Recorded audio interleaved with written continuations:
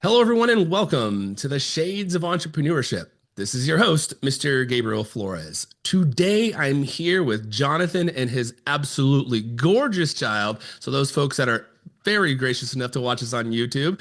Johnathan, how are you doing? Doing good, man. I just want to let you know that this is a world exclusive. I decided to, introduce my daughter Madeline to the Shades of Entrepreneurship podcast. So this is probably a one and only time exclusive access and also a tax write-off on my expenses because this will be a marketing expense, I suppose, right? Yes, hey, as long as the kid works and they have to get their royalties. In fact, Yes. a fun And little fact, folks. One thing I tried to do is my me and Jonathan actually were on the call earlier talking. My 5-year-old, I actually had her record the opening to the podcast, The Shades of Entrepreneurship, oh, that's originally brilliant. with the goal with like once we start getting monetized, I could then give her royalties and essentially just put it into an IRA for her and kind of build it up. So me and Jonathan are definitely on the right track here. But Jonathan, go ahead. Now we're going to talk about Penji today, but before we get into all that, go ahead and introduce yourself. Who is Jonathan? Yeah. If you were to Loaded listen to question. Yeah, for sure. If you were to listen to that, if you were to listen to a podcast that I was interviewed by, I would probably start off by stating my business. And then now, as a father, I'd say first and foremost, who is Jonathan? I am a father. I am a husband. I am a dog lover, and all of that comes before what I do for a living, which is Penji. And I'm one of the co-founders of Penji. We're a creative subscription service. We try to make our service the most simplest service that you can use for all of your marketing and creative needs. We want to try and make sure that if you were to sign up for our service, you can easily be paired with a very talented creative. You could be paired with a web developer, a marketer, anything, all within minutes, and all at 70% of the cost. And we've been doing it for, I'd say almost 10 plus years now, and it's been an amazing journey. I love it. I love it. And it's like almost like the Angie's list of creators, right? Finding like the best creator for your service almost. Yeah. What's interesting is like if folks that, if you have ever try to purchase or build out a website that's like relatively sometimes close to $10,000 that you're coming out of pocket to build out a website, and this team is doing it 70% of the cost. That is Yeah. remarkable. So Jonathan, before we get into Penji, tell me about your kind of entrepreneurial journey. Where did you start, and why the heck did you start to become an entrepreneur? Yeah, why am I stupid? So essentially when I've always been relatively entrepreneurial, and I'll kind of give you the full gamut of everything. So when I was 15, I moved to Cherry Hill, New Jersey, from Philadelphia, and I started my own lawn mowing company. My first employee was my best friend and my brother. We were making, I think, $2,000 a month at 15, and I spent it all on Wendy's, junior bacon cheeseburgers, and Pokemon cards. So that was pretty cool. I would be a billionaire by now, if I held on to those Pokemon cards, given the current rate of Pokemon card sales. However, I spent it on dumb things. Anyways, then I worked for Apple for a little bit. I was very sad at my job at Apple, although it was a great career. And I left at around 20-ish, 22, 23. And then I was like, I need to do something more in my life. I don't want to help these types of customers anymore. I'm not solving the world's problems by checking if an iPhone had water damage or whatever it may be. Um, I gave my 2 weeks notice. My boss at the time just said, "Listen, dude, you're depressed, and I hate looking at you. I think you should just leave the company now."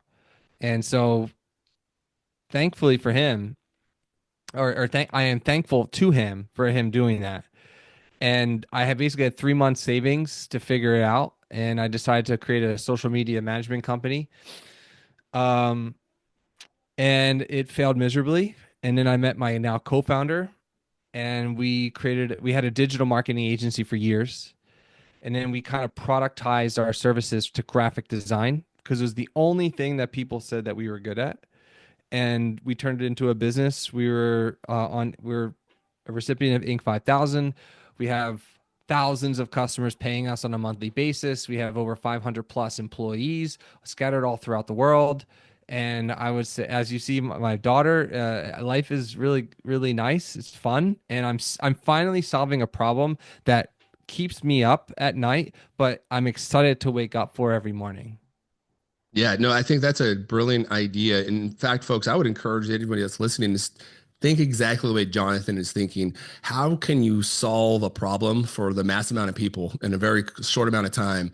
Because I really do I love the idea of SaaS products that kind of help people. In fact, folks that are listening, right? You guys generally know one thing I talk about pretty consistently is trying to create a SaaS product specifically for entrepreneurs, right? Coming into this stage. How do you where do I find my funding? Well, what nonprofits are within my state that can help me scale? What are the different legalities in my state? What's the difference between an LLC, a S corp, a sole proprietorship? What's a trademark versus all these different things that we kind of ask, but in one central location.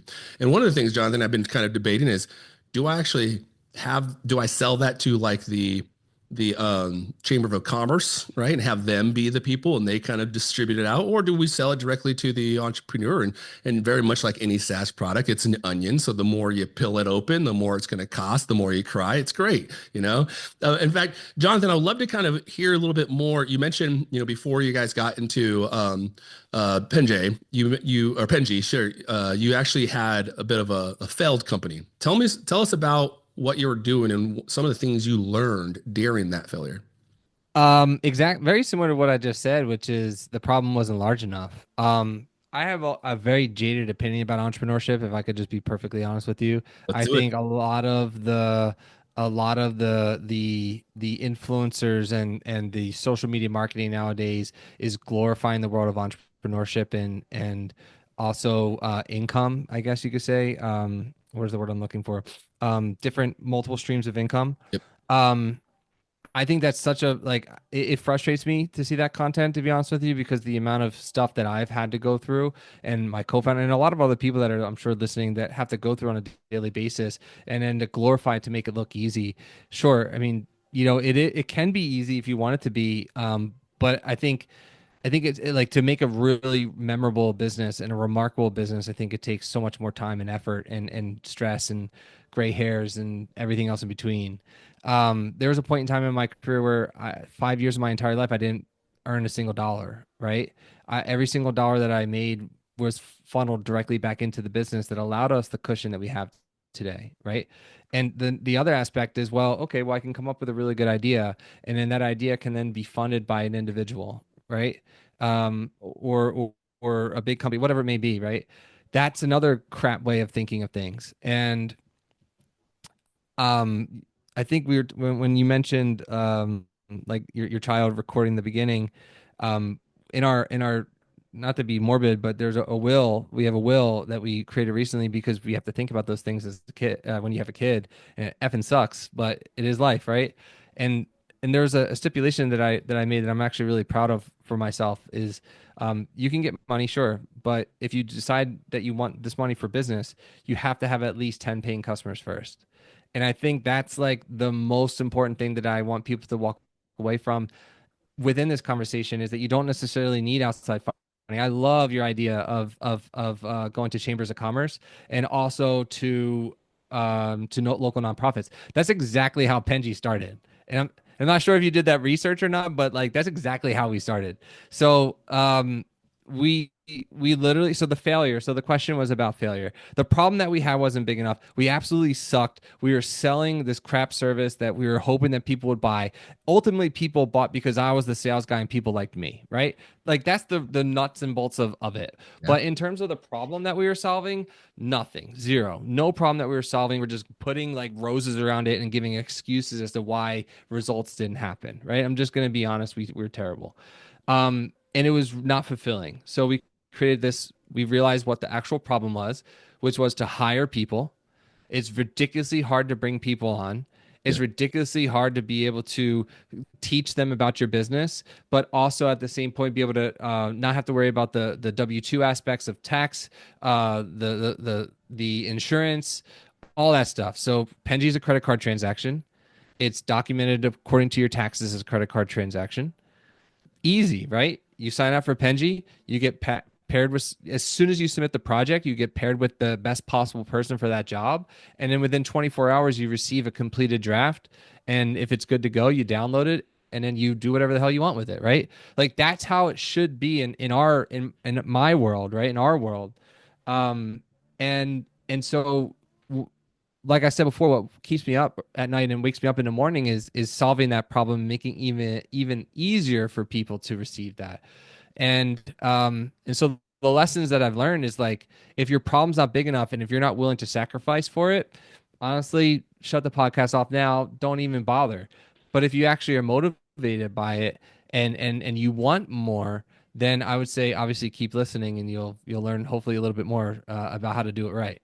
Yeah, and to your point, that's kind of really where the podcast started. Was essentially, the pandemic. I was going to Syracuse, getting my graduate degree, going into, I've had previous before that had ran my SLM apparel business, and then I'm starting to see all these local community members here within the Portland, Oregon, Pacific Northwest really just get decimated. And so Yep. I was like, why don't I create a podcast to provide some education and some insight? Because there are a lot of trials and tribulations. I spent a lot of nights in this basement alone. I was working last night until about 10 o'clock at night, doing a newsletter and a blog, making sure the SEO words and the keywords are all in there, making sure the backlinks, and inevitably you're going to screw up. I've been Sure. doing the podcast now for 5 years, and I just finally hired my first employee. I have not been paid. Nice. I don't pay myself, but I finally brought on somebody to kind of help with content creation, bring all of that. Because of that, now we've now extended. So again, the business is Creatively Insane, which owns the Shades of Entrepreneurship, and now we're starting to get little side jobs where we can kind of do like we'll do a campaign here and there, and just to kind of get a general sense of where we want to go. But for me, the ultimate step, right? And now again, folks, you can check this out in the shadesofe.com. I talk about it often. Some of you folks know we started a nonprofit here in Oregon, Latino Founders. Our goal is to help Oh yeah. scale 100 businesses to $1 million reoccurring revenue in 5 years. Now, why Nice. $1 million? It's not some magical number. Well, $1 million, as Johnathan probably tell you, that's really where it becomes a job. That's where the founder can begin to finally pay themselves, and now they can pay their employees a competitive wage to keep them. Because again, Johnathan mentioned it's very difficult to keep these employees, right? And also train them up to your satisfaction to make sure the right person on the bus. And then it's also tough when they leave and you have to train somebody else because it's very costly and time consuming. But the goal really is to how do we continue to create this ecosystem where at the end of the day, my goal is to kind of get you closer to the finish line, Yeah. or you actually get so close to the finish line that you actually move your finish line and extend it even further because now you have the tools, you have the experience, and you have the network, you have the mentors around you, right? Where the average the 10 people will hang out the most. So now that you have that, the likelihood of success begins to increase a little bit more and more and more, right? Couldn't agree more. Yeah, I mean, and to tell you how the secret sauce for my life, I created a podcast too. My podcast was called Blind Entrepreneurship. Oh, I like it. And I actually created it close to yes, a little bit before yours. I stopped it, believe it or not, because it wasn't fulfilling to me anymore. Anymore, it wasn't that journey that I wanted the story that I wanted to share anymore. And it probably took me no, actually, I probably started like 8 to 10 years or so ago. And I had 500 episodes, and then I stopped it for 5 years, and then now I'm starting a new version of that. And what I found for myself is that I'm the best version of myself when I am creatively telling stories and when I'm being creative as a whole. In addition to that, if you want to start, if you want to like, if you're listening to this right now and you're starting out, to me, podcasting is the best vehicle for sales on human earth, right? Number one, you talk to me right now in a very intimate setting. You met my daughter. Straight up, you're the first person to ever be on a podcast. She's the first podcast to ever be on. Um, we have a relationship now, you and I, regardless whether you hate me and I like you, or I like you and you hate me, whatever that scenario is, we have a relationship and we're talking about real stuff.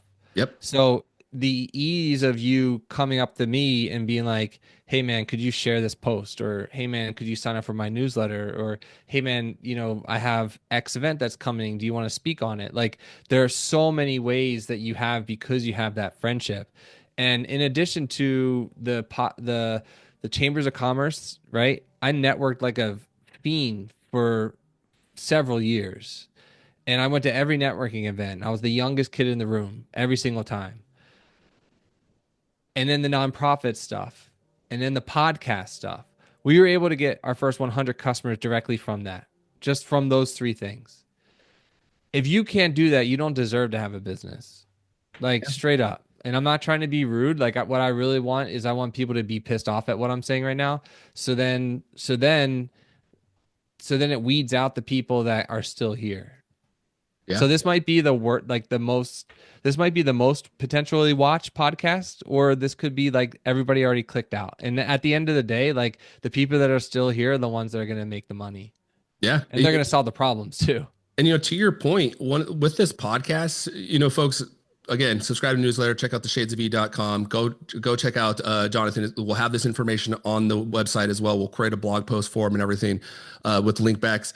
But one of the things that's really interesting is that core group that you create when you're networking, that it's a beautiful thing to network because one, you're going to start to learn a lot of things. You start to learn new things. One thing I always say, if somebody's interested in learning about any new industry, go to networks, go to conferences, go to something that relates to it. Fake it till you make it kind of thing. At the end of the day, everybody started, at the ground zero level and they started to learn that somewhere. But that doesn't mean to go wing it. I'm not saying to wing it. I'm saying to go out there, network with people, learn, grab a mentor, create your own personal advisory board, and really grow. Ask difficult questions because I think that's where we struggle with the most is we're sometimes shy away from asking those pointed questions like financing or taxes or bringing on employees and or even just the legal stuff about getting a license, making sure those little things. In fact, here in the Beaverton location, the Chamber of Commerce actually goes out to our Latino community because Mm. a lot of times what happens is one person started out babysitting one kid, then they have two kids, three and four. Now 8 years later, they have themselves a business. Then taxes come down, right? Like, hey, what's going on? You've been getting paid for 8 years. And the chamber's like, well, yeah, well, you actually have a business. So we can actually start to write some of these things off. So you're not having to absorb this huge tax bill. And so again, there's things we know, there's things we don't know, and there's a lot of things we don't know. And that's why like I would completely agree, like the networking, getting out there and chatting with people is so important. I wish, to be honest with you, I had done it sooner. I think Yeah, for sure. I didn't start doing it until, mid 30s almost. But the amount of value I've received from networking has been huge. In fact, Johnathan, you mentioned you met your co-founder. How did you meet your co-founder actually? I went to high school with him. And then I saw him posting stuff on social media, and then I asked him for a meeting at a Starbucks, and then we weren't friends in high school, but we just knew each other. And so he had a web design company. I had a marketing company, the one that failed. And then, we kind of just shared resources with each other. And then again, like it kind of just blossomed from that, but we never quit. And the tax stuff, I that's like my second favorite topic to talk about, or maybe third favorite topic.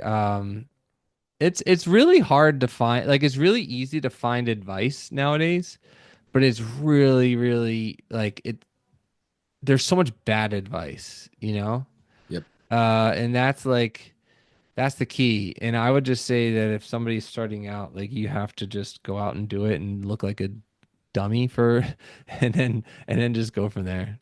Yeah, I can't even tell you how many times I've sent out newsletters with either misspellings or the link didn't work, or Jonathan came out before. He's like, "Hey, actually, this link doesn't work on your website. Just let you know." So it's good. There's always constant room for improvement. Now, Jonathan, in your experience, what would you say has been one of the most challenging parts of your entrepreneurial journey?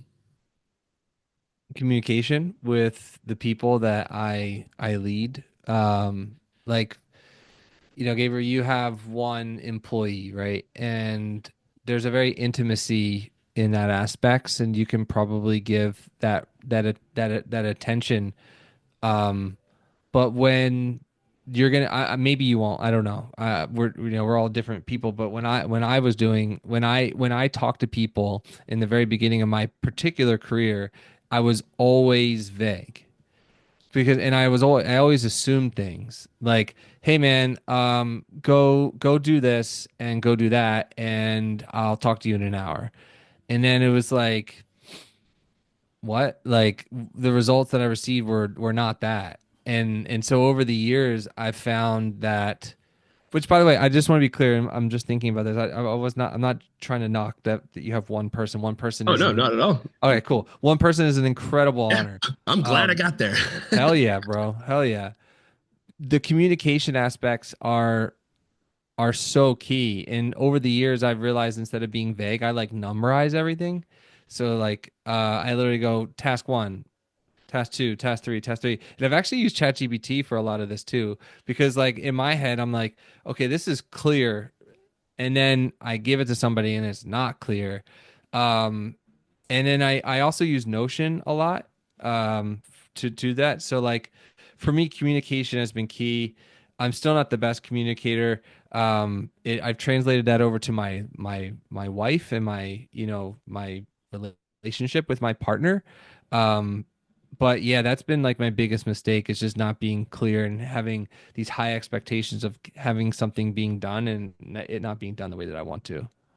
Yeah, and I think that's an area, at the end of the day, everybody can always improve on the communication, right?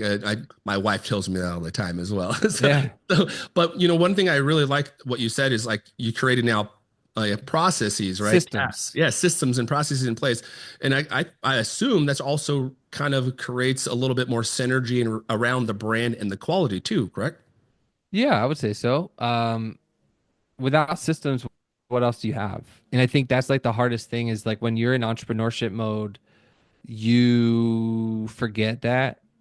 But then when you're in like I I currently have a dissociation of like I'm no longer really an entrepreneur, right? Like I'm now a businessman, right? Because in entrepreneurship mode, I have to make decisions quickly and I have to be able to pivot and I have to be able to see what the market says, right? I have to listen to customer feedback, whatever it may be. I'm not at that level. I'm not at that stage of my career. I have other people in our company have kids.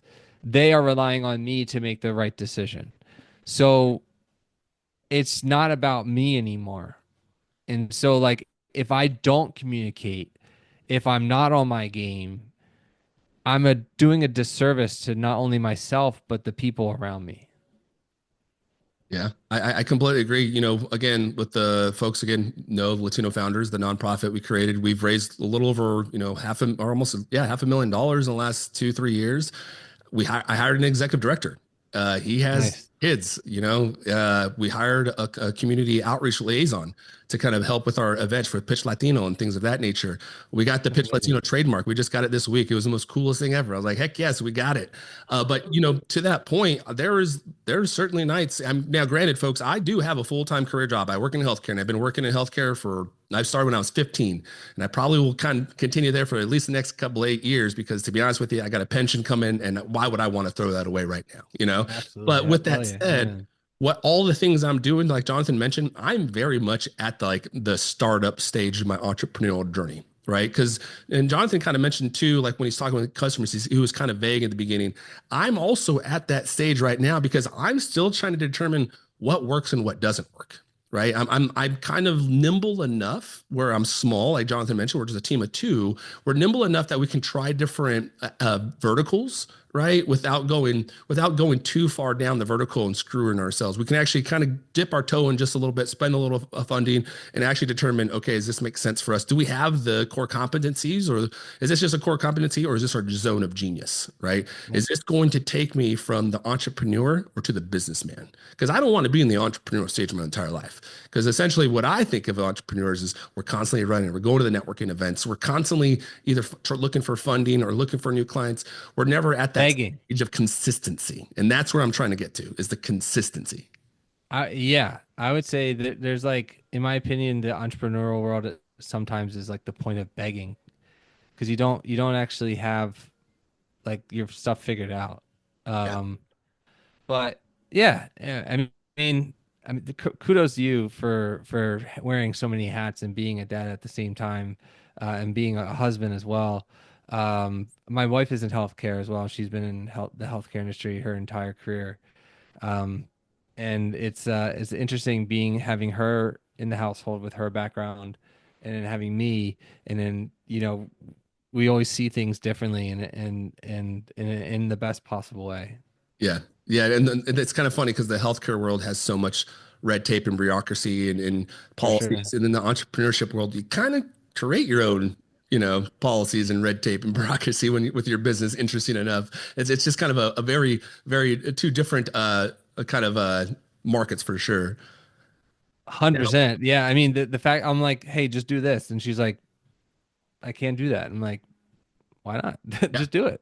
Yeah, like I can't go, sadly enough, even though I can, in fact, create a newsletter or a marketing campaign, but you have to be a preferred vendor with our organization. You have to Yeah. follow the brand guidelines, and it's just like 40 pages long. I'm like, never mind. Yeah. This is not worth it. Exactly. Now, And, Jonathan, what would you say has been some of the most rewarding moments in your entrepreneurial career? I'm a pretty negative person. Um, it's easy to talk about the failures. I've always beat myself up quite a bit when it comes to that. Like, I don't really celebrate my wins as much as I should. Um, I would say, what are like the most rewarding things? I some things that pop in my head first is like when in the very beginning we had an employee that became pregnant and had her first child, right? Like that was really big. The other one was marriage. Another person decided to get married. So like to me, that's like a ultimate sign of respect and trust because this person is literally saying you are providing an income for me and my family, and that person has since had three children. So like that's really fun. That's like the first thing that popped in my head. From a rewarding standpoint, I mean, I think it's great to get validation of the idea that you've created. Um, I mean, the first things that come to my mind outside of all that is like personal stuff, but the Shades of Entrepreneurship podcast probably doesn't want to hear about that. Um, yeah, I mean, rewarding. I'm just like a person that's never satisfied, if I could be honest with you. And I'm just like, I'm like answering this question, thinking in my head, and I'm just realizing how sad of an answer I'm providing. But like truly, I'm just never satisfied. I am in some ways, but when it comes to my career, I'm not. And so it's like, okay, well, once this achievement is unlocked, it's the next thing. And that's just how my brain has always been. I don't really listen to feedback. I listen to feedback from my business aspects, but in terms of like the direction that I'm going, I'm going, and Yeah. I'm going 90 in the left-hand lane, and you have one op choice to either catch up or get left behind. And that's just like how I operate. And not in an intense douchebaggy way. Like I am kind, and at least I think I am. And I am fair at the end of the day. But it's just that constant, okay, guys, like these are my goals in my life, right? I want to achieve this. And I can't achieve it if I'm going at a slow speed. And to your, I believe you said your wife had an unfortunate loss in her family, and I am sorry for that. At the same time, my mother passed several years or so ago, and then her leaving this earth put a perspective on me on time. And then in addition to that, I had a child, and then that's an additional perspective of time. And I only have so amount of time in my life. I only have so much amount of time in my day, and I really want to make sure that every single minute is spent towards that goal, that ultimate goal. And so now that the goal is here, when I was all the way starting off my career, I didn't have that purpose. I didn't understand what the problem was. So now I know what the problem is, and I'm slowly upgrading all the way up to that main goal. And that goal right now is an X deliverable of how much money is being made on a monthly basis, the amount of customers that we're helping, because you can't get money unless you help people. And then hopefully own a winery and become a farmer and never have to touch a computer again. I love it. Well, if you want to own a winery, you got to come out to Oregon. We got the good stuff out here. Got the Yeah, pinots for and the sure. we got the good stuff. And one thing you mentioned, first and foremost, got to give a shout out to all the significant others that back us up. As I've been telling Jonathan, I wear multiple hats, and none of this is possible without my wife. She is an absolute godsend. I met her first day of school at Portland State University, and I can't believe she actually decided to marry me 5 years later. But Jonathan, you also mentioned, you're a bit cyclical. It's like, but at the end of the day, there's a bit of a saying: successful people are never successful because they're too busy chasing success. And I think that's you. You'll never be successful because actually you're too busy chasing the next goal. Okay, check that. All right, that's next. All right, like you mentioned, you're going 90 down the left lane, so you either get out of the way and get on. Either way, I'm going. And I really love that. And I think that is important to have because there are going to be moments in entrepreneurship or you're starting a business, or you're company man, whatever you want to call yourself, you're going to fail at some point. There are going to be some hard, difficult times. And you kind of have to have a passion for what you are doing and a belief, almost like a fool's gold belief, like no matter what I do, I'm going to be successful to push through these hard times. Because sometimes I'm not saying everybody's going to have these moments, right? But I know I have had these moments myself. I've talked with former guests that have also had these moments where it's like they needed to persevere. And it was truly their passion, their belief in themselves that really pushed them forward. Now, Jonathan, have you ever had a moment?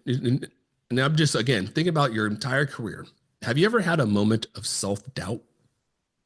Oh, yeah, every day. Yeah, every day. I'm like yeah. Um, what's the most recent one? I'm I would say yeah, I would say pretty much every day. Like I probably play imposter syndrome all the time. Like I'm not qualified to do what I'm doing. Like yeah, I mean like I have a business degree. Okay, what the hell does that give me? I don't really care. Like um I'm not a graphic designer. Um I'm not creative. I mean, I know what looks good. I'm a marketer, but I'm not a businessman, right? Like I'm bad at everything. But the one thing that I do well is I just don't quit. Like I'm always getting up. And in the word you use the word passion, and I have a very mixed opinion about that word specifically because I think passion only gets you so far, personally. Um, I think passion can take you to a dollar amount, but at the end of the day, I think it's the it goes back to the, and I will say a broken record at this point. I think it just goes back to the problem. Like your nonprofit is incredibly amazing and inspiring because the problem that you're solving is so large that you want to help the Latino community. And is it just Oregon or is it Oregon and like, Washington currently right now, but our goal is to scale nationally. and that's like an incredible problem that you will probably spend your entire life trying to solve, and you'll never truly solve it, but it'll be so rewarding that like every single day you help one more extra person. That makes all the difference, right? And like to me, you can have a passion for that, but and that's beautiful and wonderful, but I really would say that for the most part, you really just want to solve that problem. And that's what wakes you up every single day. Um, the same goes for me. Like I'm tired of seeing articles about how um Olympic logos are like $32 million in order to make, right? Like no, like that shouldn't exist. Like why does that exist? Because you want to hire an expert in order to find something that to do research, like give it to a company like Penji, right? Go to an outsource website and have them do it, and then spend $1 million on like 700 different creatives, and just come up with and sit down in a meeting and just go cool, not cool, cool, cool, cool, and figure it out, right? Like to me, that's my problem that I'm solving. I want to make all of the creative service 70% less than what a typical provider would give you and make it easy and accessible to as many people across the world as I can. I love it. Yeah, and I don't think people, if you're in the space and you start to understand like the number of creative softwares that are out there that you can purchase, and like it's almost like cable, it's almost like the current cable television situation we're having. You start to get so many different softwares that next thing you know, like holy crap, I'm paying thousands of dollars for all these different things, and each one does one different thing. So tell us, Johnathan, tell us a little bit more about Penji. How does it work, and who is kind of like the typical target person or target audience that you guys aim for, and who generally uses it? Yeah, Canva is really great if you want to do it yourself, right? If you can't necessarily afford an in-house person, use Yep. Canva. If you don't want to do it yourself, then there's Penji, right? Like that's more or less the ideology that we're implementing. There are a lot of people that just don't want to do it themselves, or they aren't creative, or they don't have the resources, they don't know the know-how. That's fine. Canva makes it really easy for you to be literally illiterate and you can easily create something, and that's amazing.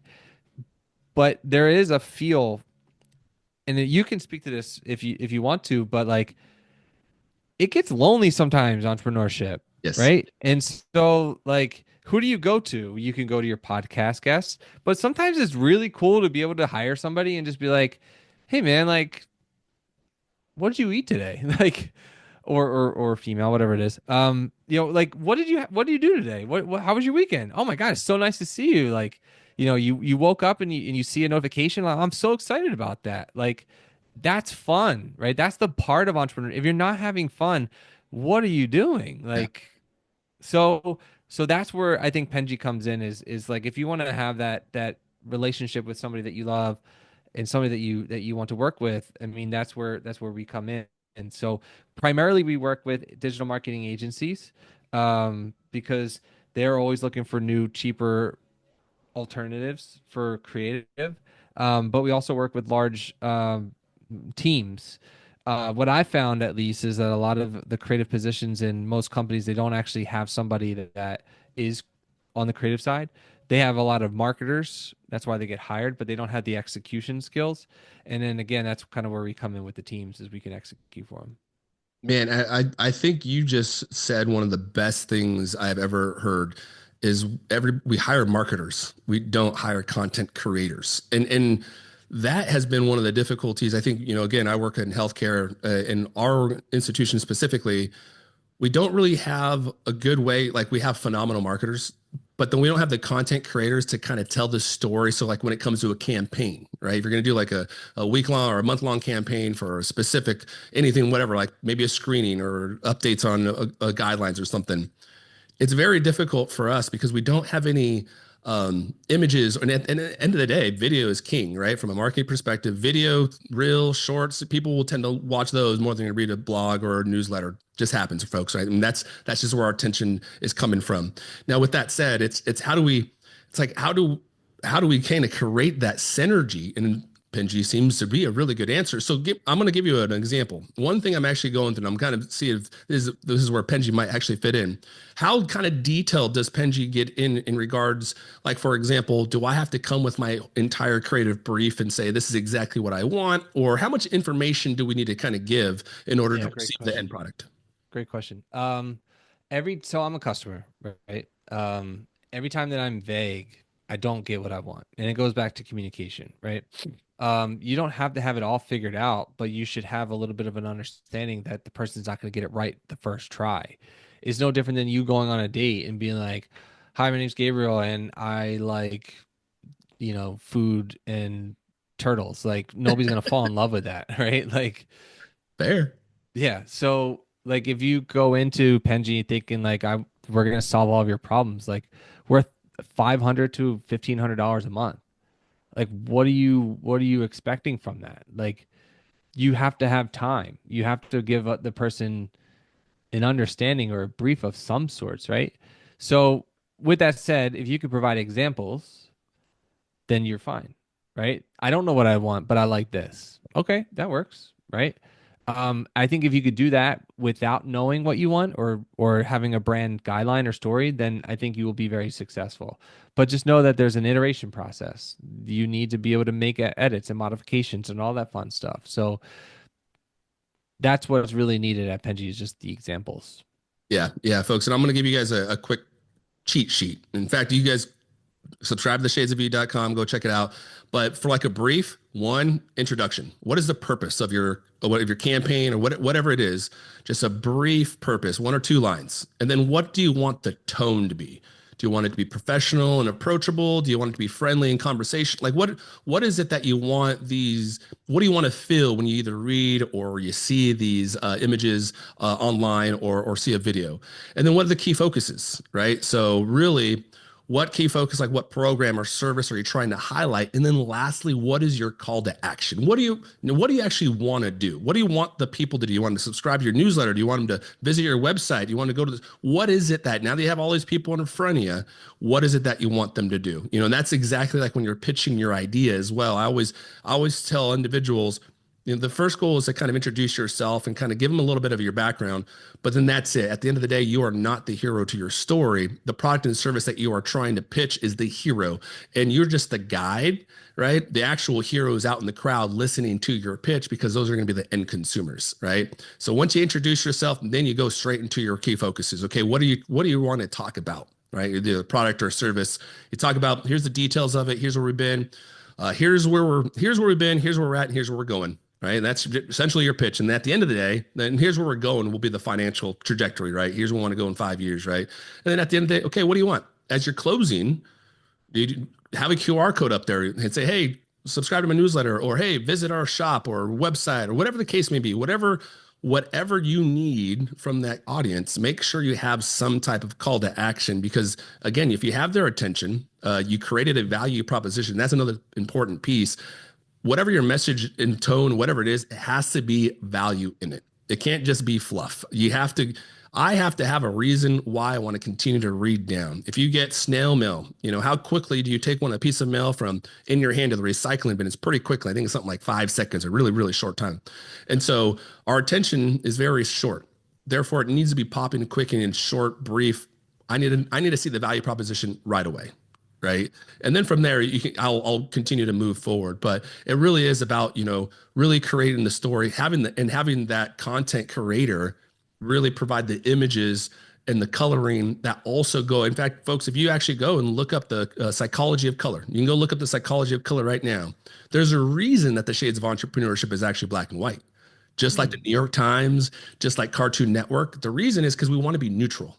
So the Shades of Entrepreneurship, the color of the logo is black and white and wants to remain neutral. If you look at Target, red, right? In fact, if you look at a Target commercial right now, you probably won't see the Target commercial until the end of the commercial, but you will see that Target red everywhere. In fact, it is now called Target Red.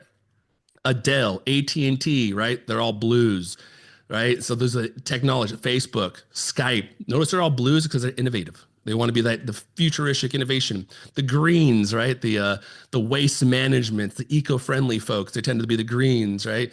So it's really interesting when you start to think of also the psychology of color, and that's where the content creators come into play, because they can also take your story, your message, your tone, what you're trying to do, but make it into a illustration versus verbiage, right?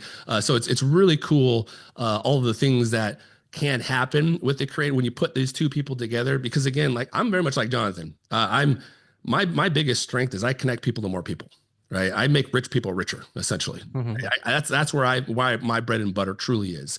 And as Johnathan mentioned, my end goal as I kind of begin to create creatively and saying and build it out, I would love to continue to basically, okay, now I have a lot of experience and expertise. How do I now share that? Okay, now once I leave, the healthcare institution, okay, who wants to bring me on? You want to bring me on as like a board member or a C-suite? Because my goal now is equity. How do I create some equity in these organizations that I'm helping? I don't want Mhm. to exploit my community. I certainly want to help my community, but also it's important not to just give away your stuff for free. You can't sell the farm. So that Yeah. those things I would say, just kind of think about it when your guys are moving forward and building out your own profession, your own entrepreneurial journey. Now, Johnathan, Penji, tell us where can folks find it? Where do you see it going in the future? Um, Penji.co is the website. Um, where do I see it going in the future? I would say I want it to be synonymous with hiring and finding really reliable talent.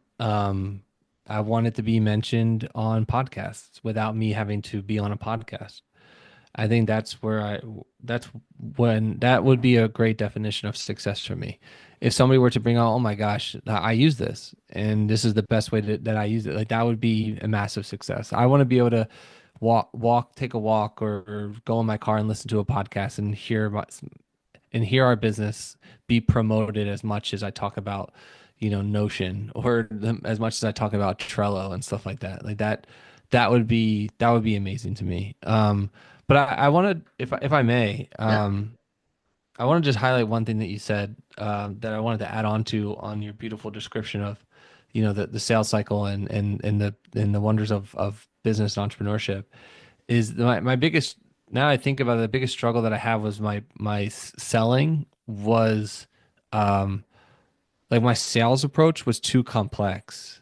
Mm, And I think that like a lot of times that's what entrepreneurs do is they try and sell everything because that's what they're good at, or it's like, well, this is a package or you get all this and like you find the audience, and that's like it's not actually really the case. What I found is that like one problem is all you really need to solve, and if no one else listens to you but that one person in the audience, then I think you're doing the right thing. But if you're trying to make something that appeals to the masses in front of a crowd, I think you will just be very unfulfilled in life. I don't really care if 100 people listen to this, I don't really care if 99% of your people don't care about my story. But I know that there's somebody that's still, what are we, 50-ish minutes in, 47 minutes in. Um, there's at least one person, there's one idiot that's listening right now.